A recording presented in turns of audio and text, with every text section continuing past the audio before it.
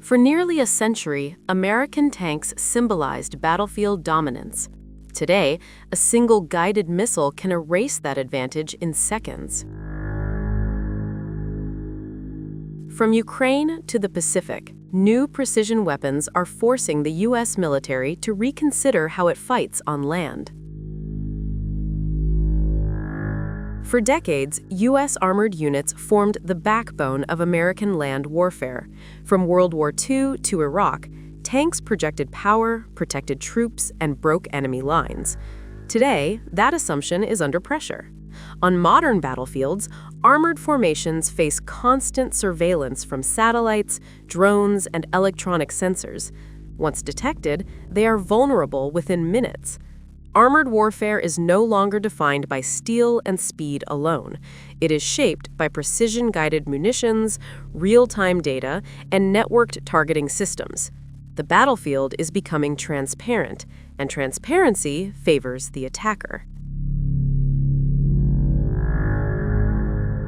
Modern anti-armor systems no longer rely on simple line-of-sight attacks. Weapons like the Javelin, Spike, and emerging hypersonic glide vehicles use infrared imaging, radar tracking, and autonomous guidance. They exploit sensor fusion and artificial intelligence to identify weak points and adjust in flight. Many are linked to satellite surveillance and battlefield networks. Some are launched from drones, ships, or concealed ground teams. These systems operate inside an expanding kill chain that compresses detection to destruction into minutes. Against this environment, traditional armor protection struggles to adapt. The U.S. Department of Defense is not ignoring the threat. The Army has deployed active protection systems on Abrams tanks. These systems attempt to intercept incoming missiles before impact.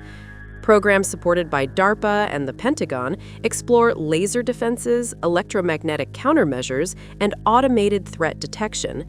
The Abrams is now integrated into wider command and control networks linked to C4ISR architecture. These upgrades aim to restore survivability through information dominance, but they also deepen reliance on fragile digital systems.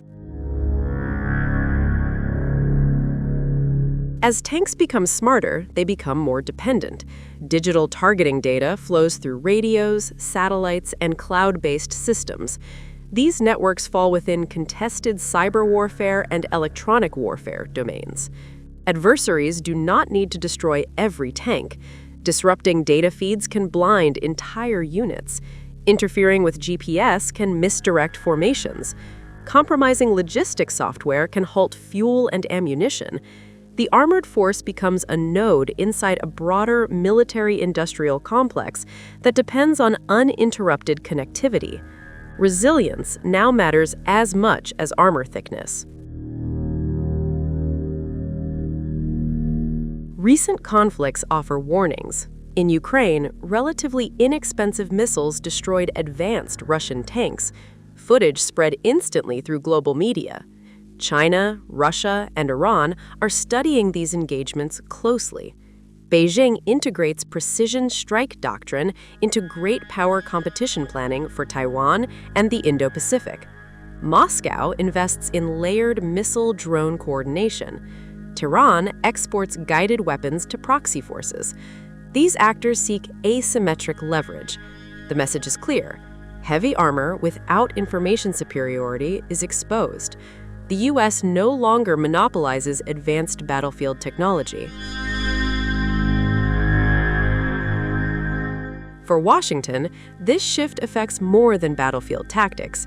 It influences deterrence, alliance credibility, and defense spending. If tanks lose relevance, force structure must change. Training pipelines, maintenance facilities, and procurement contracts face disruption. The defense budget increasingly funds software and sensors instead of steel. Civil infrastructure also enters the picture. Ports, railways, and manufacturing plants become strategic assets. The boundary between military readiness and economic resilience narrows. Ground warfare becomes an ecosystem problem, not just a weapons problem. Despite the headlines, tanks are not disappearing. They still provide firepower, psychological impact, and terrain control. No missile can hold ground, but their role is evolving. Future armor will operate as part of integrated manned-unmanned teams. It will rely on constant intelligence updates. It will depend on resilient supply chain security and hardened networks. Some analysts speculate about fully autonomous armored platforms. These concepts remain hypothetical. What is real is the transformation underway. Survival now depends on adaptability, not mass.